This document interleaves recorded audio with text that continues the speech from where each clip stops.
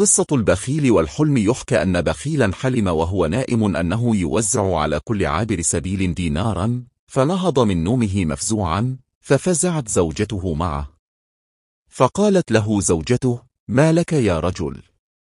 قال لها: لقد راودني حلم ورؤيا مفزعة. قالت له زوجته: وماذا رأيت في نامك؟ قال لها: حلمت أني أوزع على كل عابر سبيل دينارا. فضحكت زوجته وقالت: وكم وزعت في الحلم؟ قال: لا شيء، فمجرد أن مددت أول دينار لأول عابر سبيل فزعت، وأنقذت نفسي ومالي، والحمد لله أنني أدركت الموقف قبل أن يلقف الرجل الدينار مني.